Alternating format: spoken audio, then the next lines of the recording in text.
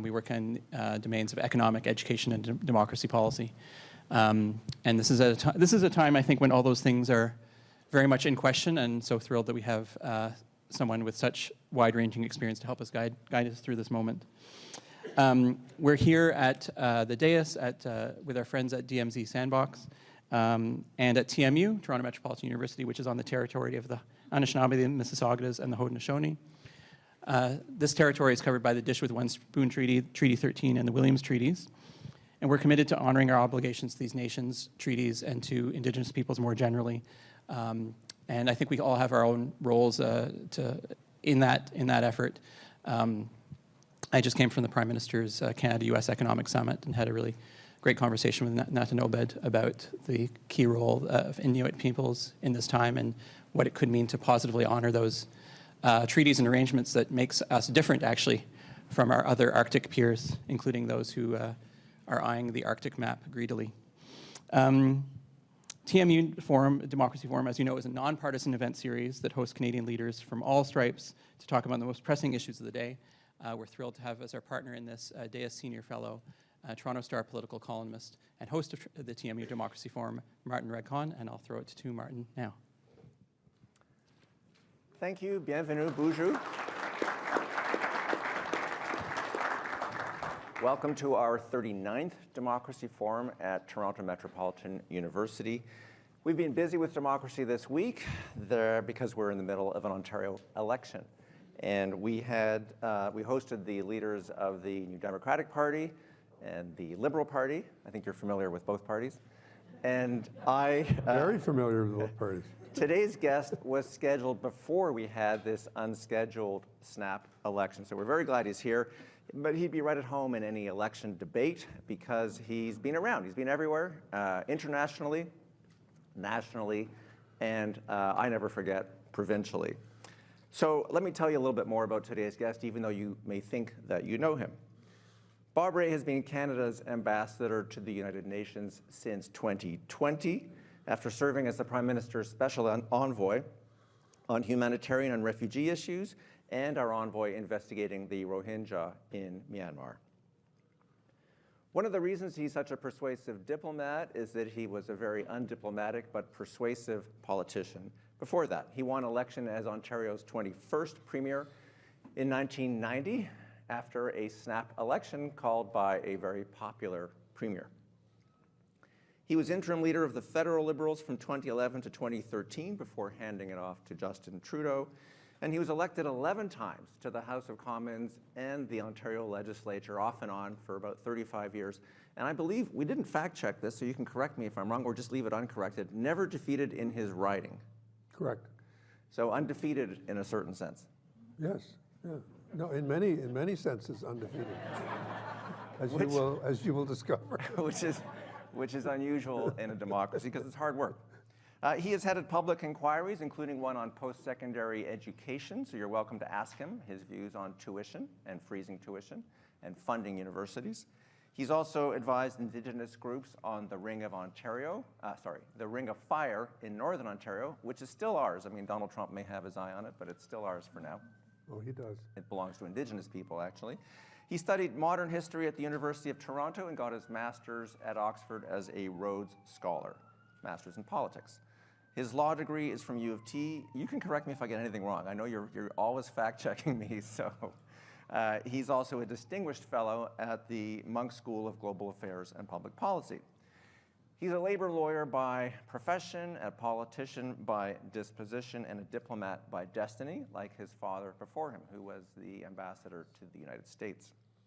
He last appeared at our Democracy Forum in 2021, shortly after heading to the United Nations. So welcome back to Toronto Met. Thank you, Martin. It's great to be here. I think there's a boom on my mic. Yeah. A little bit, but... Anyway, go ahead. It makes me sound like a radio announcer. It's good. Hello, Bob Rae here. You were a vaudevillian, I think, for a moment. So there you are. All right, first some housekeeping. Just a reminder to everyone in the audience that when you signed up for this event, and again when you checked in, you agreed to abide by our code of conduct. Something that I take seriously because I believe in treaties, I believe in trade treaties, I believe in peace treaties, and so when you sign your name to something, you agree to abide by it unless you're Donald Trump. So please abide by that code of conduct today. You get to ask questions, but you got to listen to the answers from our guest. That's how we do democracy here. There are no live microphones except for us with our little boom mics. We're using the Slido app, I believe. Catherine? Yes? No? With the sign, the screens are not working, so you can just talk to Viet or Catherine and use your phones to use the QR code. We'll explain that to you. But seriously, do start thinking about your questions, and I think they're being passed out now so that we can use Slido. Just use your phones to log in. I will kick off the questions, then we'll open it up to the audience later, so start thinking it up. I like to remind people every time this is not a news conference, as good as you are at them. It's a democracy forum where we try to dig a little deeper, so it's not a confrontation. We're just looking for more in-depth answers from our guests. Okay, let's get to it. One thing I left out of your biography is that as a teenager, you went to high school in Washington, where your father was ambassador, and now all these years later, you're living in New York as an ambassador. So you've seen America up close, you've lived there, you grew up there, and you're at home there, it's fair to say. So you turned out okay. Why did things turn out so badly for the Americans? Wow, that's a provocative question. I think the world is going through a really difficult, challenging time, and America's no different than that. We are too. So I don't single that out one country. And I think the one thing that is important, I'm glad you mentioned it, is that having spent 12 years of my life living in the States, admittedly on the East Coast, in Boston and New York and Washington. And that's the America most Canadians know. Yes, it is. I'm sort of Eastern liberal establishment, if you like. I don't have an anti-American bone in my body. I really don't. And I think it's important for Canadians to think it through that we do share a lot with the United States. We do share a lot of cultural values. We're intermixed in terms of our people going back and forth across the border, but also families being linked up. My brother lives for most of his life in the U.S. There you are. So I'm just saying it's important for us to kind of come to grips with that as Canadians. Going to school in the States meant that I was consciously aware of how Canada was different. Mm-hmm. And I mean, when I was in primary school, we used to have to say the Pledge of Allegiance to the flag, and I would be the only kid in the class who didn't have his hand on his heart and wasn't pledging allegiance to the flag. And early, the first time I did it, people were saying, "What's wrong with you, Bobby? Like, why aren't you?" And I said, "Because I'm Canadian." And they'd say, "What do you mean?" I said, "I'm not a citizen. I'm not American." And so I've lived this contrast my whole life in terms of seeing it through.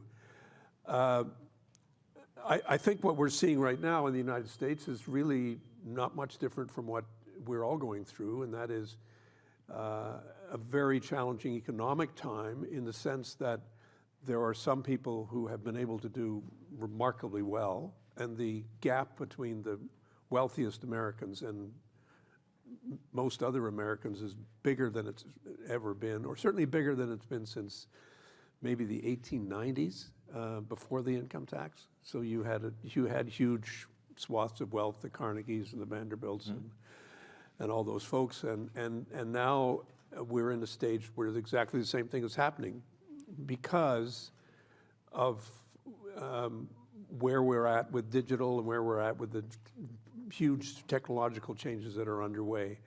And I do think that the economic divide is creating a lot of issues in our country, and I think it's creating a lot of issues in the United States. And I think it's also allowing the sort of the view that says, well, when that starts to happen, here comes socialism. You sort of say, that's not what's happening. It's a very different revolt that's taking place, a very different group of people who feel that they're extremely separated from society and from the way things are, and are angry and are, expressing that level of anger. I don't think it's a simple answer. This is the subject of many, many, many books, but I don't think any of us should underestimate the resilience and the vibrancy of American society and its capacity to deal with the internal challenges which they're facing. You raise an interesting point about Canada and America. We had another ambassador here a few months ago, David Cohen, the US ambassador to Canada was. He told us, don't worry, everything's going to be okay. Yeah. He was dead wrong. That's what ambassadors say. Exactly. Right. So don't be so diplomatic. Be careful. Be careful what Some you of my say. best friends have been ambassadors. Yeah. And Americans. But seriously, are you worried? Are you worried? This is probably not what people came here to hear about. But are you worried about that anti-Americanism that is always so ready in Canada? I remember an NDP leader, Ed Broadbent, who you knew, was also very seized of that, especially in his own party. I'm not kidding when I say because I worked overseas as a journalist, some of my best friends really are Americans, different than the ones who voted for Trump, perhaps. But are you worried about the anti-Americanism that is going to be out of the bottle now and be hard to put back in? Well, but not just as a Canadian. I think it's a global issue, and it's always been there. It's always been an underlying issue because of the power of the United States and because of some of the things that they have decided to do, and some of them we've done with them, and some of them we haven't. And I think it's important for Canadians to sort of develop a stronger sense of our own history, to say that there's some conflicts where we've been engaged with the Americans, and there's others, global conflicts, and there's others where we decided, no, that's not what we thought was the right thing to do. And that makes our relationship with the Americans always tense. Just today, or yesterday, the President signed an executive order sanctioning the International Criminal Court. Mm-hmm. Canada doesn't agree with that. And we've signaled publicly, together with, I think it's 77 other countries, that we think that's a serious challenge to the rule of law internationally, and it's something we don't think is a good idea. There are over 50 Canadians who work at the court, including a judge who sits on the court. And the executive orders, the details of it, like everything else, are yet to come, because got to have more than one day's news on this thing. And so that's an ongoing challenge. There are areas where we have significant differences of opinion. There are areas where we have significant agreements, and sometimes people say shouldn't agree on anything, and I say, well, no. If it's a substantive issue where we do agree, then we should be on board. But you got to talk to the people you don't agree with. You can't just talk. Oh, I do that all the time. And you do that as a diplomat. You do it as a politician. Yeah. And you did it on Fox News the other night. Yes, I did. I don't subscribe, but I did watch it online. We can role play if you want, in case people. No. I can be the Fox News No, host. you don't need to. It's all right. But you gave as good as you got, but it didn't go over very well. And you were telling me earlier you got a lot of hate mail. No. You're confusing two different things. It went over great as far as I was concerned. And as a result, I got a lot of negative feedback from the people that you would predict I would get negative feedback. I've seen him do this before. But one of Mr. Trump's envoys, I think his special envoy in particular, said that you were imploding on TV. So in terms of your audience that you were trying to reach, it's hard to get through. How do you get through? Well, I think you do get through. I mean, what is my audience? I very rarely refuse an interview unless I'm told by the government to not do the interview because they don't want me to do it. And I say, fine. They've allowed me to do this, by the way. So I was going to say. This is high risk. It's a high wire thing. Yeah, you see, you always look a little negatively at things, Martin. What would you expect somebody everybody who's involved in social media is representing somebody. And is whatever they say, they're doing it for a purpose and for a reason. and because they're trying to undermine the credibility of the other person. That's the problem with social media. That's what makes it such a... But your appeal was to treat the Prime Minister and the country with dignity. Yes. And it remains that, and I think a lot of Canadians heard that message, and I think a lot of Canadians appreciated the fact that their representative at the United Nations was saying that on Fox News. And I wouldn't hesitate to go on Fox News again. If somebody said, would you go back? I said, of course. Yeah, well, Pete Buttigieg does it quite well Right. as well.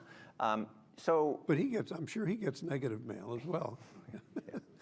So one can only imagine. So one of the fun things that the host tried to do with you, have fun with you, was to read something you wrote in the Toronto Star back in 2017. A good paper. A great newspaper, a great national newspaper, biggest in Canada. And you said in 2017 about Trump, he should not be welcome in our country. And you, of course, pointed out that was you talking as a private citizen, but he is scheduled to come, perhaps, for the G7 in Alberta this year. Should he be welcome, or will he be, not, you can't say that, but will he be welcome, or will he get a terrible reception? Well, I certainly think he should come. I mean, that's got to be, make that very clear. Again, I don't quite know the context of the piece that I was writing. I think I was talking about, I suspect I was talking about how one needs to take what the president says seriously, and how there's some of the things that he's saying that go beyond what I think is something that Canadians would embrace. I'm going to be diplomatic about what you said. Yeah. But it was a strong piece. But what I do think is that he's the president of the United States, and if he's coming to an international conference, which you're holding in Canada, he should come here, and he should be welcomed here in that role. I want to take you back in time to 2021 when you appeared here. Joe Biden had just been elected president of the United States. Donald Trump was in the dustbin of history, as you might say. I would never say that. Joe Biden. If that was true, I would have entered the dustbin in 1995. And life's been pretty good since then, so I wouldn't say that. Joe Biden was holding democracy summits. Yeah. Russia had not yet attacked Ukraine, and you and I were talking about peace in the Middle East, how people shouldn't forget about it just because it was relatively quiet at the time. And then you went to the UN, and the world fell apart. No, I was there when I said that. I was there when yes, Biden that's was true. elected. You had just arrived. But speaking of history, it does feel like people are forgetting their history. Here's something that you wrote the other day on social media, so it must be true. You said, the UN Charter was drafted in 1945 by people who had learned the lessons that the aggression, isolationism, and tariff barriers of the 20s and 30s had led the world into conflagration. Article 1 makes it clear, threats of annexation are illegal. So are unilateral tariffs in breach of a trade agreement. And today, this morning, a prime minister had a closed-door meeting with a bunch of influencers, as we call them today, union leaders, business leaders, thought leaders. Karim Bardisi was there, and he said that Donald Trump is serious about taking over Canada. He said that this was not in his public remarks. Some journalists found this out. It's in the Toronto Star if you want to look it up right now on your phones. And he said that he wants our minerals, our rare minerals. So what's going to happen? Well, I think the challenge is that whether it's Canada or Greenland or Panama or Gaza, I would say the president has very expansionist ideas about what the United States should be doing and how it should be doing it. And what I was saying in that tweet, which was something I thought about, saying let's put this in a context, and that is that the generation that created the United Nations had learned the hard way how really dangerous things can happen to world order when everybody thinks about themselves and nobody thinks about the common good, and nobody looks at how can we create stronger ties between countries, how can we improve trade relations, how can we enhance prosperity, how can we do all these things. And I think it's really important for us to remember that and to keep understanding that, and frankly, this has been a driver of Canadian policy ever since 1945. I mean, if you look at our record as a country, we were obviously present at the creation of the United Nations in 1945. We were present at the creation of NATO, which not everybody said that's a great idea, but certainly Canadian governments have consistently Your said friends in the very NDP, important. and you had a few, were not that fond of NATO or NORAD. But that's why I think we needed to maintain the position that it is important for us to do that. I think it's also important we were present at the creation of the General Agreement on Tariffs and Trade. In fact, there was a Canadian public servant who was one of the main drafters of the treaty. And so you just go down this list of the things that we've stood for, and then we go into the Landmines Treaty and the ICC, we go into the drafting of the Universal Declaration on Human Rights. Again, it was a Canadian who was holding the pen. With Eleanor Roosevelt was chair of the committee, but he was the guy with the pen that was helping to draft it. So when you look at this history that we've had, we're not a superpower.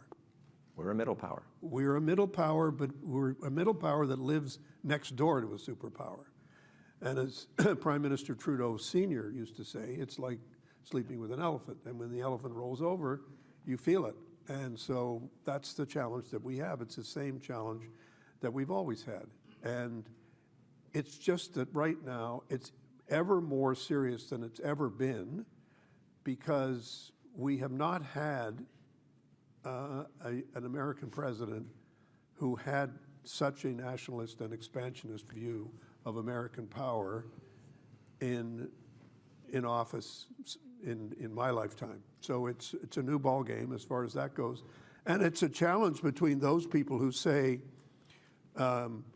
politics is about power, it's not about the rule of law, it's about the rule of men, and it's a knife fight. The world is a knife fight, and you just go into that and you win or lose. Or the Canadian perspective, which is not so much. We do value laws, we do value rules, we do value the relationships that we establish. Not everything is a transaction. Some things are relationships. And there's a real difference between all of these things, and that's, I think, the tension and the difference that we're seeing. But that's why we supported it, because we didn't have the big knife, and maybe because our Canadian outlook is to have and value relationships. But now you have a president who, so we're worried about our own fate, but we'll survive. We may not thrive, but we'll survive. But what about the rest of the world? I mean, Trump is cutting foreign aid. He's going to almost certainly cut more funding to the United Nations, which has the World Food Program, the World Health Organization. He's pulling out of that. So that constellation of relationships that you talked about is in such disarray now, not just because of America, but if you think of the Security Council, which governs the UN, China, which we talked about last time, Russia. So how do you do your job? How is your job changing at the UN today compared to how it looked when you took it on 5 years ago? I don't think it's that much different. I would argue that the challenge, for me, the challenge was very clear after the first while that I was there. The first challenge is really about what I would call where is the public at? Where is public opinion at? In Canada, obviously my first priority, in the United States, and around the world. And I think we make a mistake when we say it's just one person. And that, frankly, it doesn't just oversimplify the situation, it's also inaccurate, because we need to understand that the kind of tensions you talked about in the first question about what's happening to public opinion, if you like, in the United States, is that this is reflected in our own country too. It's reflected in our own opinion. And the first time I really came up against it was in the pandemic, because I went down in the middle of the pandemic, and the first thing as a Canadian representative at the UN you get right away is exactly what you're saying. All the countries of the world. UN is 193 countries, and we're sitting in the General Assembly. And the first 6 months that I was there, I sat there alone because no staff are allowed in. And you can only have one person, you have to be socially distanced wearing a mask. It's an odd way to meet 192 other people, but that's the way it was. And as we were doing so, the question very quickly turned to, what are you doing about COVID? What are you doing about the vaccine? Can you give us some of your vaccine? Can you share your vaccine? Can we make sure that we get vaccinated so that we can deal with the crisis? And I think one of the things that has helped to make life more difficult is that the response of the West to that situation was insufficiently strong, to put it as diplomatically as I can. We did some stuff. We provided support for the institutions in Geneva. We provided funding for the WHO and other institutions. We did something. We didn't do nothing. But we collectively didn't do enough. And we didn't do enough because domestic opinion in Canada was saying, don't you dare send anything out overseas unless it's, I've got mine first. And even after that, they'd say, but even then, I want more. I want my second one. And that is how democracies work. That's how democracies work. And that's where I think we have to understand that one of the tensions of democracy, this is a forum on democracy, one of the key tensions on democracy is don't assume that the majority of people are always open-minded, generous, and internationally sensitive in their responses to what's going on in the world. It's not the case. And that's why I think we have to make a much stronger argument with everyone, not speaking down to people and not wagging our fingers at them, but just saying it's actually in our interest to express greater solidarity with the rest of the world. It actually is not a kind of win-lose proposition. It actually is a situation where building up support for a better public good globally actually makes us more secure, actually helps us deal with our problems. And I think increasingly we're having, whether it's, and Your Honor's here, Elizabeth Dowdeswell here, who's been one of the pioneers in environmental strategies in Canada and globally. Can I interrupt you? Elizabeth Dowdeswell's here, our former lieutenant governor. We're delighted to have her here. Annoyed at us for giving her a shout out, and that reference was not just to her service in Ontario, but also as the head of the United Nations Environment Program in Nairobi, a very dangerous posting. Not at all. Also an advisor to the Democracy Forum. A great posting. But I just to say on that, take climate change. There is no national answer to climate change on its own. It doesn't exist. We could do everything. We could reduce our emissions to zero tomorrow, and nothing would change in any significant way in terms of the weather and the impacts, the storms, the rising sea levels, all the rest of it. Which is why, frankly, as a political issue, it's actually very difficult to go on the doorstep, which is something that I've done, as you pointed out, 11 times. So it's a lot of knocking, a lot of door knocking, and you do get to understand what the nature of the democratic conversation is. And most people will say, so what if I do this? Can you promise me that the weather will get better and that I won't have to face these storms and it won't be that? And I have to say, no, I can't promise you that at all. All I can tell you is we won't be able to deal with what is a global, immediate, but also very long-term problem. We have to turn the dial on this question in a very significant way, and it's extremely difficult to do. The world has never made this kind of a change before, led by political leaders. Yes, have we changed how we produce things? Absolutely, but it's not because a bunch of leaders got together in Dusseldorf in 1422 and said, what are we going to do about this printing press? It's pretty exciting, but what are we going to do? It might put a whole lot of churches out of business because people are going to be able to read this stuff for themselves and all the sorts of things are going to happen. It's a very dangerous thing.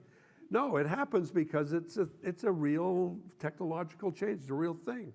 And that's how climate change happened, because we started to produce energy and started to produce industrial growth, and it took away, it has changed the climate, has changed the way we exist as a planet. So now we armed with science and armed with a certain amount of knowledge, say we do have to do this, and it's damn difficult. Well, the science is great. The political science is the hard part. It's the hard part. Yeah. But it's not just the political science in Canada. It's the political science globally. And so there's two things that need to happen to be positive about it. The first thing is we need to understand that most of the countries in the world are not big emitters. They're not. They are takers of climate change, and they suffer from it. And they have real needs in terms of adaptation and how their societies can become more resilient in the face of climate change. That's the first thing. We have to listen to that. And the second thing is, in order for us to convince the newly industrializing countries that we've got to make progress, we have to be part of the answer. Because they're going to look to us right away and say, oh yeah, Canada, here you go, telling us what to do. What are you doing? And we have no credibility with those countries unless we join in the fight together and say it's a mutual fight. We all know we have to do it. It's miraculous that we've been able to sign treaties, but the problem with the treaties is there isn't a single environmental treaty that we've signed on climate change that has an enforcement mechanism built into it. And we've signed treaties that do have enforcement mechanisms, yes, and they're not very useful right now, are they? We're not able to use them, yeah, because the enforcements don't work. And that's one of the central dilemmas of international law at the moment. Let me ask you about another trend that's taken root in Canada. If you ask Canadians, if you poke them, they'll say, internationally, militarily, we're peacekeepers. That's what we do. We're the peaceniks. But that fashion is changing now. First of all, the peace dividend after the fall of the Berlin Wall seems like a distant memory given what's happened in Ukraine and elsewhere. So did Trump and his predecessors, it's not just him, have a point when they said we were slackers on military spending? And how are we going to address that? How much of that do you take when you're in the U.S.? Oh, in the U.S., a lot, of course. I mean, everybody, it's an easy target. I do think that, and it wasn't just one party, it wasn't just one prime minister.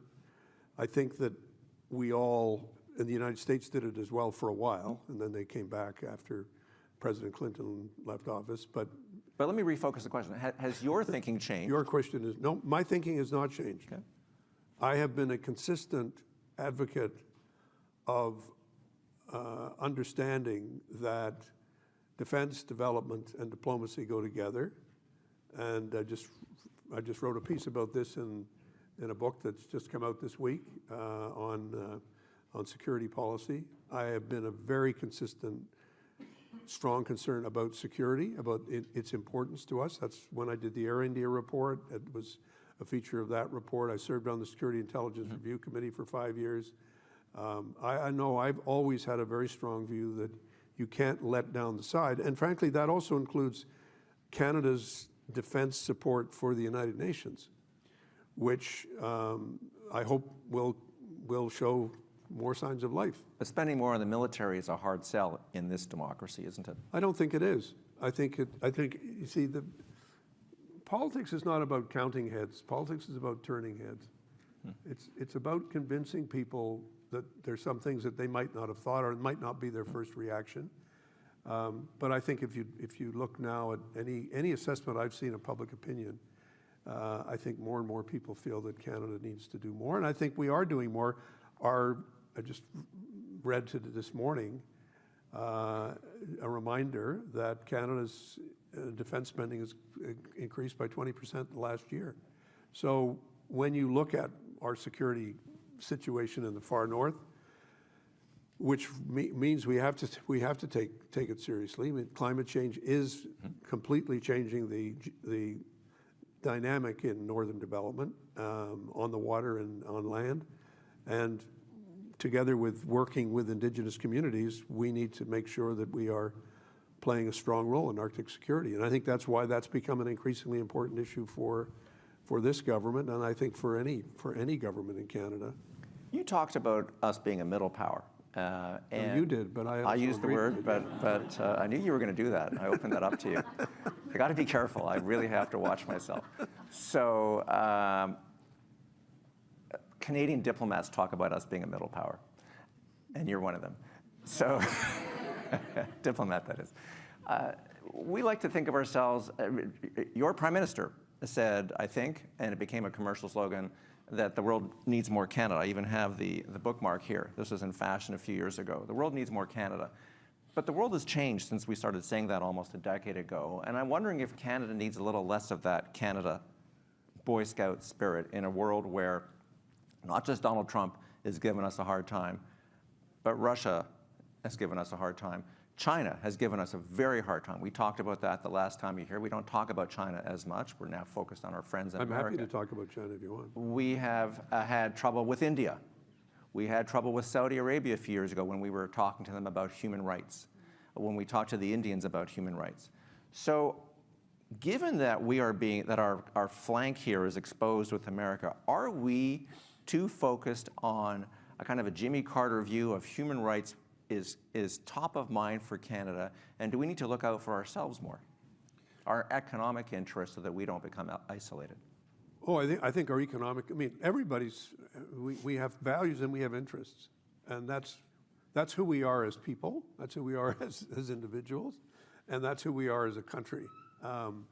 It was a very famous British Prime Minister in the 19th century, Lord Palmerston, who said, we don't have friends, we have interests. Right.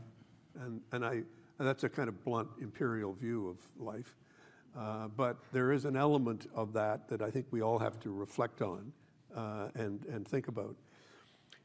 With respect to your point, I wouldn't, I take issue with it a bit, but I'm going to just focus on where we need to be. It's not about us. It's not about Canada. We can't actually, on our own, we can't actually do really very much at all. We can do a lot by making agreements and reaching out to other countries and reaching across borders and reaching around the world very effectively.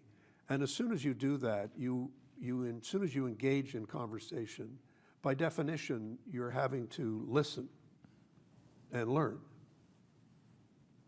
So you got to do more of that. It's not about that the world needs more Canada.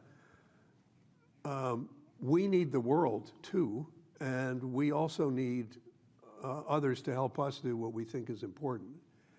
And that, I think, is really where I think our diplomacy and our foreign policy is going, and where it needs to keep going. And that is, it needs to talk about all of these things together and try to overcome some of the challenges that we have.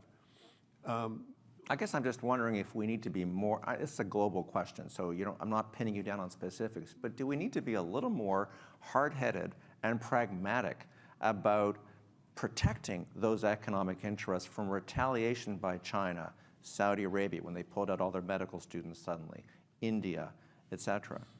Well, okay, let me just talk. If you want me to talk in general terms, I'd say two things. You always have to think pragmatically. You have to think in terms of your values, but you also, in life, you think about, well, how am I going to do this? And how am I going to get it done? So learning how to be pragmatic is pretty important. And part of that is also learning how to be less impulsive and more consequential in your thinking and in your acting, and thinking carefully about what are the consequences if we do this. And it's really challenging when you have a lot of governments that themselves act very impulsively. Or politically, in terms of perhaps, all foreign politics is domestic politics sometimes, and we have a lot of diasporas in this country. We do, but we should take advantage of that in every way we possibly can. And people who say to me, well, people who come to Canada should leave the stuff behind, and I say, well, the British and French didn't do that very well, did they? And so why would you think anybody else would? And so, Canada was born out of a war between two countries that were at war all over the world. And so we were just one of the playgrounds that they had, that they would have these wars. But you can't pretend that we have the largest Ukrainian diaspora. That perhaps motivated Brian Mulroney to be the first to recognize Ukraine. We have the biggest Tamil diaspora. We have, from Sri Lanka, we have the biggest Sikh diaspora. We joined the First World War because we were part of the British Empire, and we joined the Second World War because we were still part of the British Empire in a way, and because we felt it was our duty to do that. And so all I'm saying to you, Martin, is this is not just now. This is a long-term issue and reality of Canada. But we must also recognize that our relationships with all the countries in the world are really, on balance, greatly strengthened by the fact that the world is in us and we are in the world. And therefore, this is what we are. And so, yeah, every step we take, we have to be aware of this will affect opinion here and there. But you can't let domestic politics drive everything, because then you're ignoring other consequences and the other realities that you face in the world. And I think that's something that every political party has had to learn, and I think it's something we all have to be aware of. I know very well that there are some subjects, when I talk about them, I immediately will get a reaction from both communities in Canada saying, why didn't you say this? Why did you say that? Why did you? And I make a point of sending the same email to everybody and saying, this is where we are as a country. This is the steps these are the steps we are taking. This is where we need to go. And if it puts me at odds or puts the government at odds with the hard edges of each community, then that's life. But you can't let your politics be driven, your foreign politics, to be driven only by domestic activity, because you lose your perspective on what the global impact is. And my job as an ambassador in the UN is to constantly remind the government that, wait a minute, this is the global impact of this. Let's think it through before we just do the impulsive thing. Because sometimes, particularly with public opinion polling changing every minute, with people, on social media happening every second, it's all like instant reaction. And sometimes you have to say, slow down, please, take the weekend, let's think this through. And I do that to myself quite a lot too. I'm just not a bad thing to think about. So the advice is put your phone down. I'm looking at my phone because I'm looking at Slido. So I want to just remind folks that, and let's see what we have here. Don't make fun of me for looking. I'm not distracted. Okay, lots of questions. Reminder to use the QR code to sign in if you do want to ask that question. I have one more quick one before I take a tally here, and that is last time I saw you a couple of weeks ago, we talked about Haiti, a subject that is near and dear to your heart and very close to our country, and there's a diaspora as well. And there is a huge human rights issue that you were very focused on a few years ago before the rest of the world blew up and kind of forgot about Haiti. You mentioned something interesting to me that Marco Rubio is the new Secretary of State in the U.S., who's doing some interesting things to foreign aid and so on. But he also knows where Haiti is because he's from Miami. Do you have any hope at all that you can engage the United States in a constructive way on Haiti, and any other ideas how to clear up or help on that mess? Well, on the answer to the first question, absolutely, yes. I do have, in fact, I'm going down to Washington next week for a couple of days to start talking together with a number of my colleagues from other countries. Canada chairs the advisory committee on Haiti to ECOSOC, which is, I'm also the president of this year. And so we're going down to talk about what's happening, but we're also going to get a lot of briefings from senior officials in the U.S. And it's obviously the new administration is not entirely in place yet. We all understand these transitions take a bit of time, but it's really important that we not lose focus on Haiti, again, because it's in our interest to do so. It's not just an issue about what's happening in one country of 12 million people, it's about what's happening in an entire region where drugs and trafficking of drugs is a big problem, where the trafficking of people is a big problem, and where the insecurity in the region is a challenge. And I've read that fentanyl is coming from Canada in huge quantities to the United States. It's not. That's not the issue. But there are other aspects of it's really about what happens with gangs and with the trafficking of arms, as well as drugs and people. That is, when it starts to happen in a region, and when some of the fabric of the region starts to fray, and when gangs are able to play on that in a big way, and when corruption is a problem and an issue, then you have a problem. And we can't just say, well, if we close the door, we keep people away, that'll solve the problem. No, that's not the answer. You have to figure out how to engage successfully. We have been able to keep our level of engagement high in Haiti, even though it's not always on the headlines, and we will continue to do that. And that's one other aspect of policy that I think is really important, and that is persistence. We tend to come and go. When I say we, I just mean human beings. We tend to come and go because of impulse, because of, oh, that's the shiny object. Oh, what do you? And I keep coming back to this point because I think one of the things about politics that's really happened is that the social media has made deliberate thought very difficult. It means that thinking is short term, reactions are short term. Everybody's tied to their machines. This is that. it's harder and harder to get people, not just kids, not just young people, but older people, to get people to concentrate. You're on Twitter or X a lot. With a purpose. But it's pretty thoughtful. But I will give you a nod, not just on that, but you repurposed your BlackBerry years ago to actually write a book. Yes, I did. So would you recommend that? Don't tweet, just write a book on your BlackBerry. Well, BlackBerries are not a big item these days. I gather from what I've it was the BlackBerry era. Even I've flipped over to Apple, but I'm still on Android. Yeah. Well, I can't help you. But I really think that there's a lot more to this problem than I think we're letting on.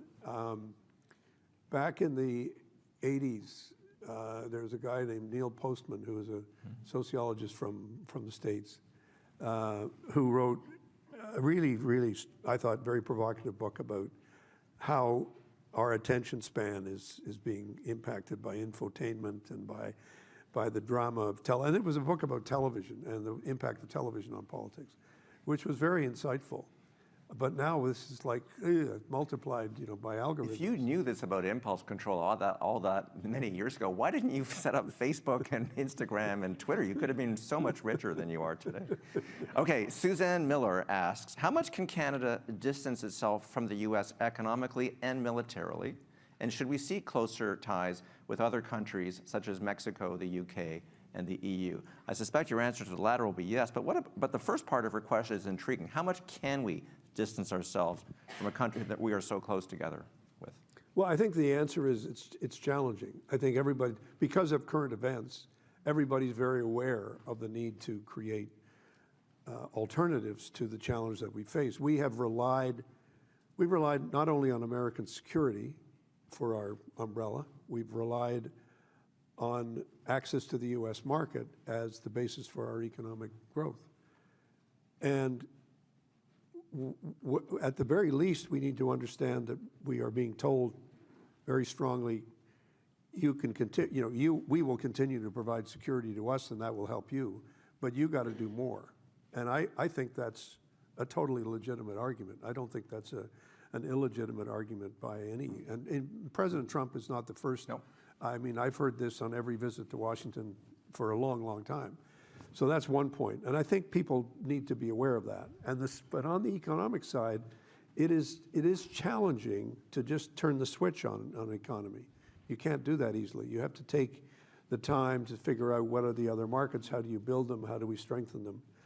But I do think the one thing that is strong for Canada is a couple of things that I would say. One is we are a highly educated country, and that is partly because of immigration, ironically. It's partly because of the immigrants that have come to the country have tended to be people with a high skill level and high levels of education.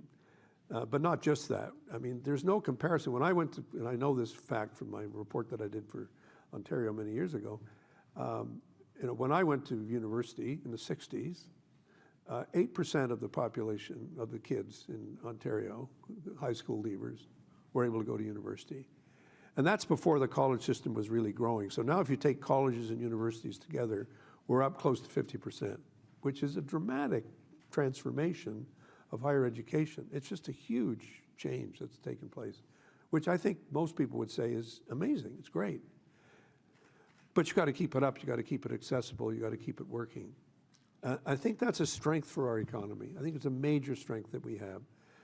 The second major strength we have is that we're a free trading country. We've become a freer trading country. We become open to the possibilities of trade. We sign trade agreements with just about anybody. I'll be stopped in the hall of the UN saying, great, we just signed a trade agreement, and I'll say, oh, that's wonderful. I had no idea, but it's really good that this happened. And so it's making a big difference in our relationships with a whole number of countries who are coming to us and saying, we want to join this, we want to be part of it. And that's where I think our psychology is really quite different from the psychology of people say. And it's not because we're better than anybody else, it's because don't forget, we rely on trade for over half of our GDP. And over 70% of our trade is with the United States. Okay. And in some parts of the country, it's even higher than that. So just do the math that our GDP would be nowhere near where it is if we didn't trade. The United States is much less reliant on trade than we are. Germany is much less reliant on. There's many countries that are much less reliant on trade. They have the home market. They have the home market, and we don't have as big a home market as we need to have. You opened the door to a question on tuition. Our premier in this province 7 years ago, one of his first acts was to cut tuition by 10%. I'm asking because, as he pointed out, he co-chaired or chaired a commission with Bill Davis, I believe, on education and university post-secondary education in Toronto for the Dalton McGuinty government. So Doug Ford cut tuition by 10%. He's a populist, you may have heard. And he has frozen it ever since, 7, 8 years. And so universities and colleges are starving for cash flow. And and we had 2 politicians here this week saying that they also would not raise tuition. Doug Ford didn't make the universities whole. They say they would. What's your thought about the tuition conundrum? I haven't changed my mind since 2005 when I wrote the report. I was actually asked by Dalton McGuinty to do this report because he had made a promise to freeze tuition when he ran. And I don't think I'm giving any secrets away when I say that what he then said to me was, can you help me with this? Because I said to him at the time, I said, you're really going to regret that commitment because it doesn't work. And I don't believe it works. What I think does work is you really need to sustain and support the universities. And you really need to see it as a long-term investment for society. And I deeply regret that we do not have enough of a championing of higher education, colleges and universities, research and development, graduate studies, the whole schmear. That's such a critical area of our society. We also need to do more to ensure that we are targeting our financial assistance for students in such a way that it really gets the help they need to the lowest income students. My problem with freezing a blanket freeze, and no political party will agree with me. I mean, I accept that. We've asked them all. Yeah, I know. I mean, that's fine. I'm just saying to them, if you persist in doing this, you will end up with a constantly challenged and less than magnificent post-secondary system, and we can have that system. We're so close to having that system if we can just get the numbers and contributions right. We have always relied on tuition and on private support, philanthropic support, and we've relied on government funding. And government funding as a share of that package has consistently gone down, except for when the McGuinty government agreed with my recommendations, and it led to the single largest increase in support for higher education that the province has ever seen in 2 years after the report. Unfortunately, it was not maintained. And then governments got into, oh, let's fiddle with the tuition thing. And you say, you know, the trouble with tuition is that there are many students who can afford it, and there's some who can't, and families. And so you need to target your support to those families that can't support it and make sure that, in effect, it's a net zero for many, many thousands of students. And that's the way it should be. And I don't know, it's a tough thing to convince people, but education it's not only, it's an investment in yourself. And so don't think that there isn't a significant advantage to students from having an education, and don't forget that a large part of the population doesn't have the same access that you do. So it's not unreasonable to say you should contribute something.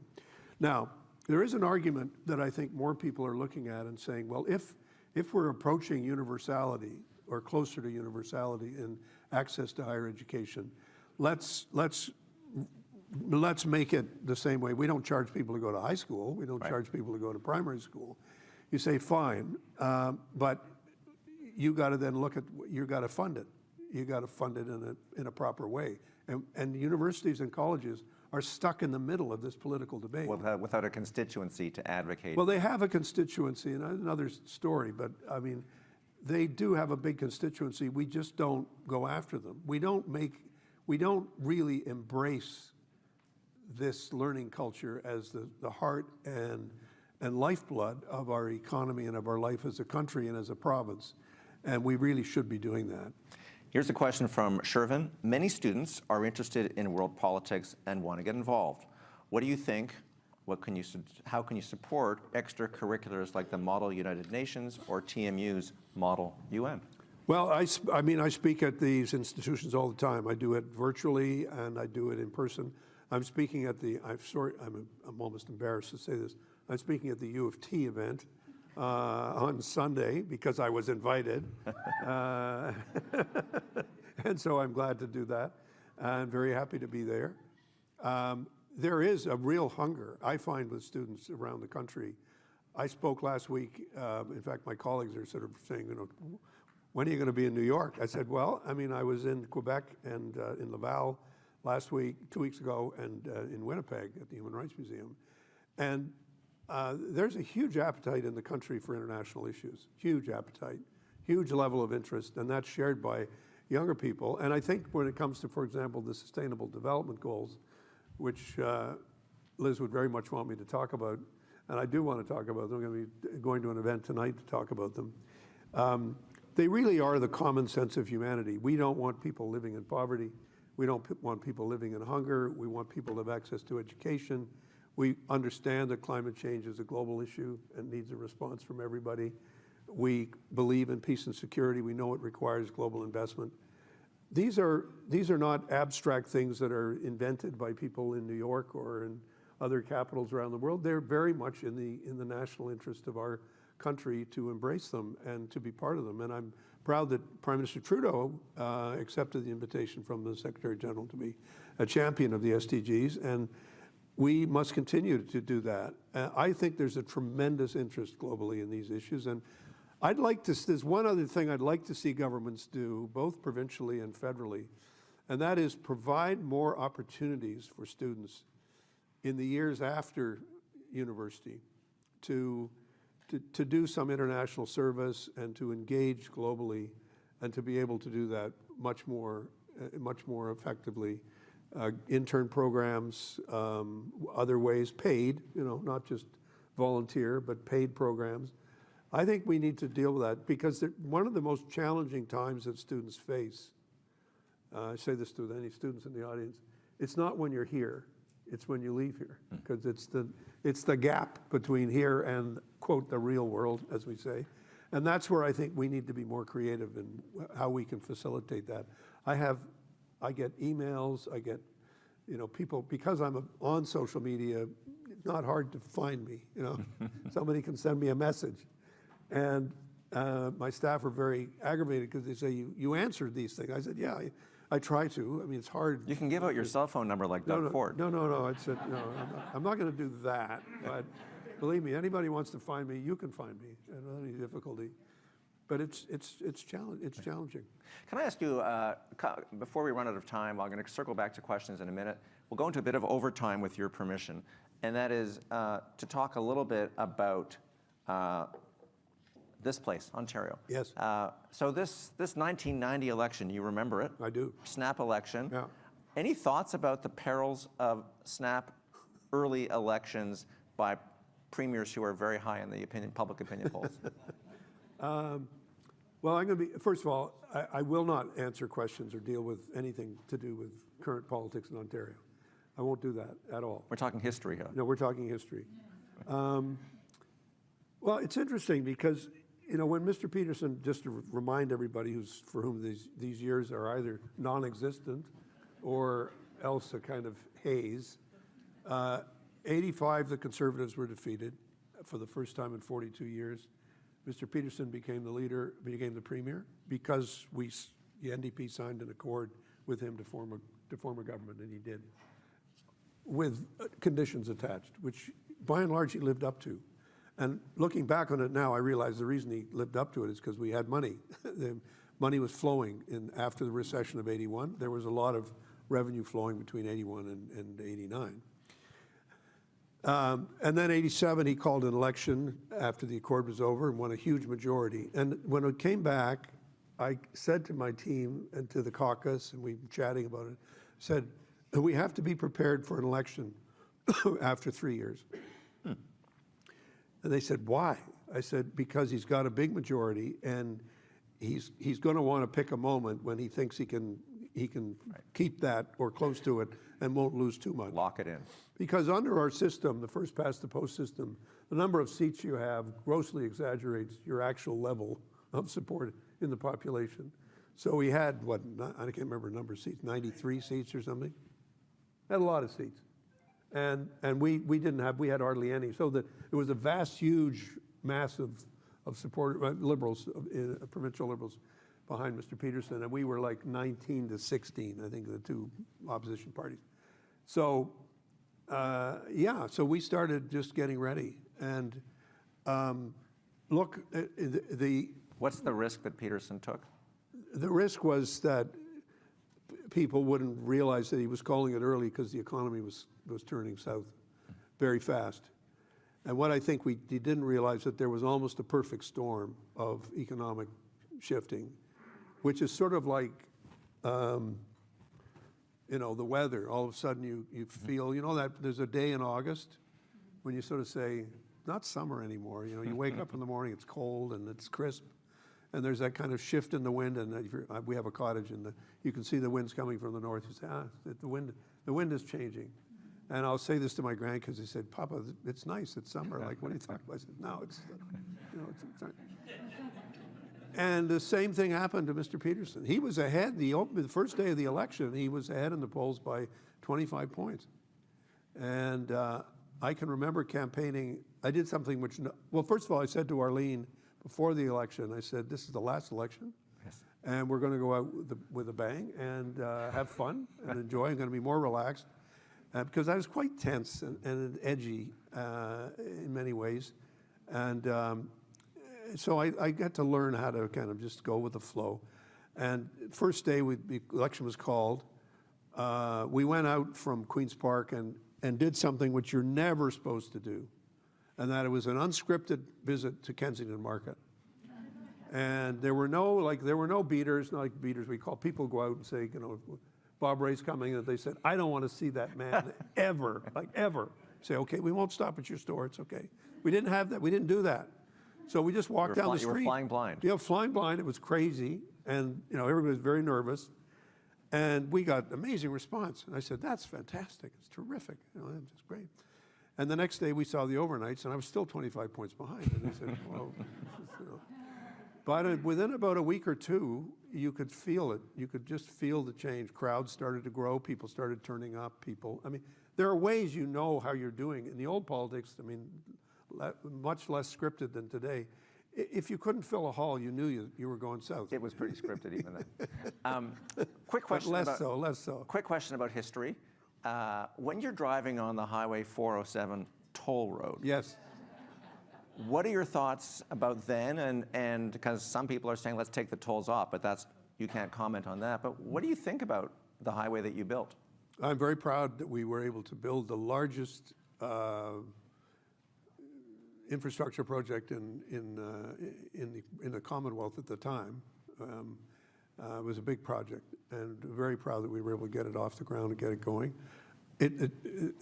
True story. I am a believer in tolls.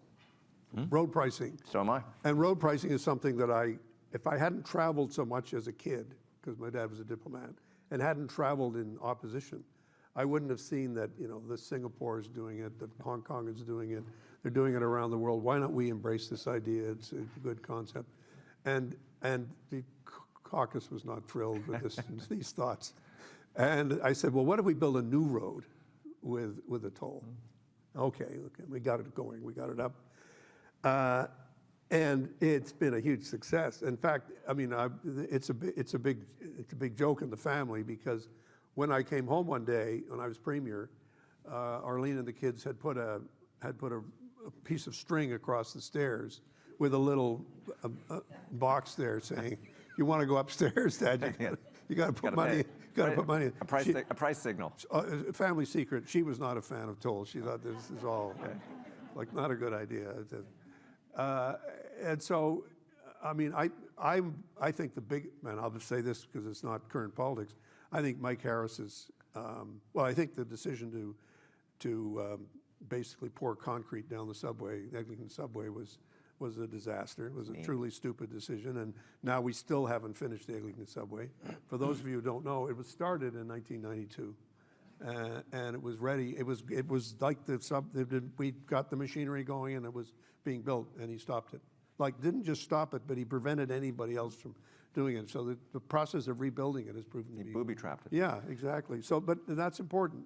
But the decision to sell the 407 in order to meet a short-term target of being able to go into an election saying, hey, you know that huge deficit that Bob Rae had? It's gone. It's gone. It's a miracle. You know, it's just like, and I said, boy, is that ever a dumb decision? I mean, it's just so short-term, and it ended up you lose control of the pricing, and you lose the control of the benefit of it, and you can't use the pricing to advance, to drive traffic in various ways, to get it from one part to the other, and that's all I'll say about that. That was I'll tell you a secret. Doug Ford is running huge deficits, but nobody talks about it. Nobody talks about it. Let's not talk about it. 'Cause that's I know. present day politics. Believe me, I'm now an expert in global deficits. I'll tell you about. Okay, I know a lot about that. I have a serious question for you, and that is That was a serious question. Last time you were here, the Middle East was quiet and also stalemated, and you and I talked a lot about the underlying tensions that were bound to explode, and they did. You had a front row seat at the United Nations when Hamas attacked on October 7th, and so you saw the polarization among members, those 192 members at the UN. You know about the polarization here at home. The UN hasn't been very helpful, though, in the Middle East over the years. Going back to Suez, it was, maybe a bit in 67, 73, but that's a long time ago. Now, ever since it's been Camp David, it's been Oslo, it's been Qatar. And so my question to you is, tell me that you weren't demoralized by all the bloodshed on the one hand and the bloodlust and the bad blood that we're seeing all around us, but particularly at the UN. So did the Middle East blow up the UN as well? No, it didn't blow up the UN, but it is a tragedy. And the thing, first of all, just to focus on the UN for a minute, the UN is only as strong as the membership allows it to be, and the UN is stymied by the fact that there's 5 countries that have a veto in the Security Council. So every issue affecting peace and security is affected by the veto. And that's why many disputes happen outside New York and outside the immediate frame of the UN, although don't forget the incredible work that the UN does in every region of the world. We have resident coordinators, we have people working on the ground, we have people involved in peace negotiations that nobody knows about, we have people involved in discussions that nobody knows about, a huge amount that's done on prevention. So it's important to kind of have that sense of background to it. But on the Middle East, you know, when you say have I been demoralized? I wouldn't use the word demoralized. I would say I'm deeply saddened, deeply, profoundly saddened by and outraged by what I see. I think the initial attack by Hamas was as brutal a thing as you can imagine in such a short, shock time for Israel, for Israelis, for the Israeli public, but for the world. And then immediately the response, which was very, very destructive of the entire infrastructure of Gaza. And now we can see it, right? We now know what all of our people were telling us was the case in Gaza. We've had lots of information about what's happened. The number of people killed is, I think, higher than the estimates that we've seen. People have been made homeless. The place is completely obliterated.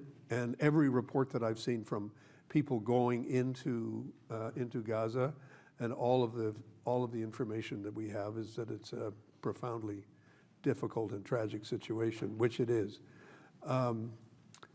Setting aside Mr. Trump's distractions about Gaza, Good. what can be done Well, on the Middle East peace process, or is it set back even further? No, I don't think we know that yet. I think we only know that everybody's playing a very dangerous game. We have a ceasefire agreement, which only covers a short period of time, in which hostages are supposed to be exchanged for prisoners, and in which there's supposed to be no fighting in Gaza. But there's a second phase that's necessary, because at some point that ends. Under that timetable, you would still have hostages being held by Hamas, and you would still have many prisoners in Israel. So you need to say, well, the next phase has to go. But the next phase is not only about exchange, it also is supposed to be about decisions around the rebuild of Gaza. And I think I have to say, I've said it yesterday on a number of news networks, I'll just say it again. You cannot have any kind of progress on Gaza without the support of the Palestinian people. Mm-hmm. We have to begin to turn towards the process of creating political agency for the Palestinians, which we've moved away from. On all my visits to the Middle East over the last 30, 40 years, I've always been struck by the fact that many of the Israeli leaders would say, don't worry, we're managing this. We're going to manage this conflict. And I said, you can only manage it for so long. And I've also said many times, I'm saying it again today, is the Jewish community in Israel knew that it wanted to be a country, and knew that it wanted to be a nation, and knew that it wanted political agency. And if you'd said to them, oh, well, we'll manage your problem, I mean, it wouldn't have worked. So why would we think it'll work for the Palestinians? It won't work. You don't sound optimistic at all No, I am. about the peace process. I actually am. I am. The reason that I'm optimistic is because, well, optimistic is I'm determined. Let's put it that way. We have to be determined to get to the second phase of the ceasefire agreement, and then to build that to the third, which is talking directly about the political conditions that need to change to create self-determination for the Palestinian people, and that has to move. That has to move. It's proving very difficult because there are so many competing things, but there are some strong positive things that we need to talk about. One of them is the countries in the region are very interested in finding a path to stability. Syria is not where it was before. We need to work through with all of the neighboring countries and talk about how can we create a basis for greater stability. Everybody, I think, is agreeing that the Arab states are meeting in Egypt apparently over the next week or two to come up with their sense of what the plan should be, and everybody is has to engage in this discussion. We have to engage in the discussion to say, okay, what are we going to do? How are we going to move? How do we move it forward? And it has to be based on certain key principles. One is the Israelis have to be assured that they're going to be living in security, and that I think is the underlying angst of the Israeli public, and that's where public opinion is. But we need to understand that if people can't get diverted by that issue into thinking that there's an ongoing military answer. There is a need for security, yes, but there also has to be a need for a political solution, which includes two states. Do you have time for one more question? Yeah, one more. Yeah, one more. We've got him on the spot here. No, you don't. It's a question from the floor, and I thought it was an intriguing one, having listened to you for the last more than 60 minutes now. How does a regular person become an effective public speaker? Sounds like a tough question. Well, the first thing is practice, and I've had the benefit of a lot of practice. And I think that you were good at the beginning, if I may say so. Listening is good. Learning how to listen and read an audience and see. I mean, if you're any good as a speaker, you can read disinterest, boredom. The final thing is something that I think is absolutely critical, and that is to understand that there's a difference between the written word and the spoken word. Just about all of us are in politics today, all of us are told, you know, have you got the speech? And I have a former speechwriter here, Alex is there. Have you got the speech? You say, well, you know, eventually all my speechwriters say, I know it's really sort of like Peter Mosher, who was one of my earliest speechwriters, says it's sort of like being a bodyguard for Sonny Liston. You don't actually need a bodyguard. You don't need a speechwriter. And everybody does in a way. Now, so the way you speak has to reflect your ability to embrace spontaneity and also failure. So it's like stand-up comedy. You can tell a joke and nobody laughs, or you can tell a joke and everybody's appalled. How could you say that? And all of the flubs and things that we do when we're in public are the price of being real. You want me real? Otherwise, I just looked at my script, and you can see it in debates, by the way. When you look at the political debates, many of them carry notes with them, and also just because they're looking up doesn't mean they're looking at you, they're looking at the teleprompter.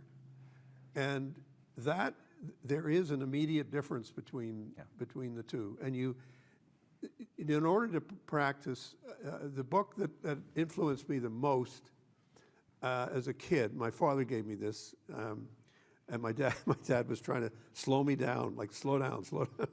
And he gave me a book by a well-known American lawyer in the 50s. His name was Louis Nizer, who was a well-known defense lawyer in New York City.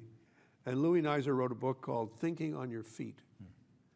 And Louis Nizer just made this point, say, okay, if I'm reading speech, what do you see? What do you see? Reading. No, what do you see? Audience, anybody? My forehead, my hair. Yeah, you don't see my eyes. It's pretty hard to convince anybody when you can't see their eyes. And he was talking not only about, you know, giving speeches, but also about courtroom experiences. And it's especially true in court when you have to look at people and figure out there's got to be other means of communicating. So whether it's a judge or 3 judges or 5 judges, or whether it's a witness, and I'm a lawyer. So, you know, when you do that, you learn that you've got to look at the response. And the same thing's true in politics. You knock on the door, somebody comes to the door. What's the first thing you do? Eye contact. Eye contact, eye contact. And that is so important. And when I started out,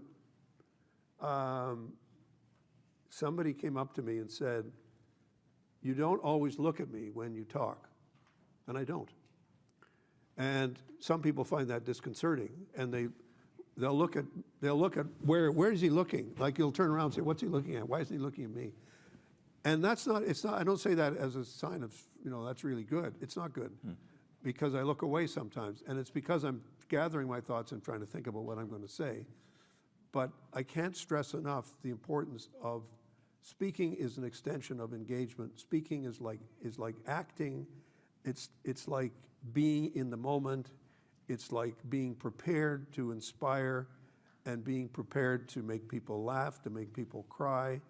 And it's about emotions. It's not only about rational writing things down, which is why governments and bureaucrats and officials don't like it, because they want to know what you're going to say.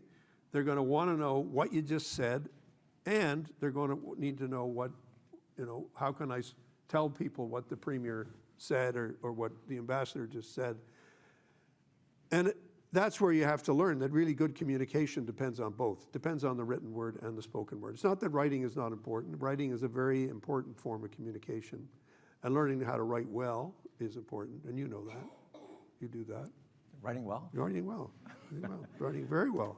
So it's I, not because I'm opposed to writing that I think that, you know, that's a...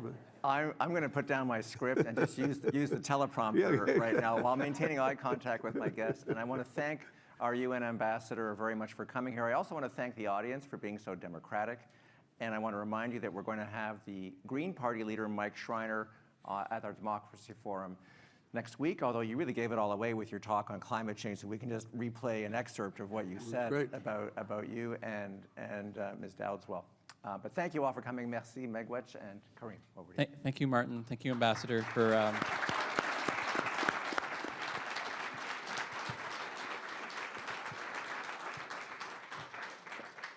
Thank you for sharing a lifetime of experience in this moment when we need leadership.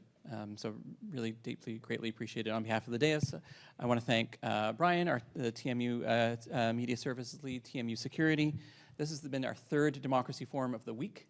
And so this is delivered with Martin on stage, and sometimes you see me, but there's a mighty dais team that delivers, led by Catherine Ambergi, our events lead. Catherine? Thank you, Catherine. And,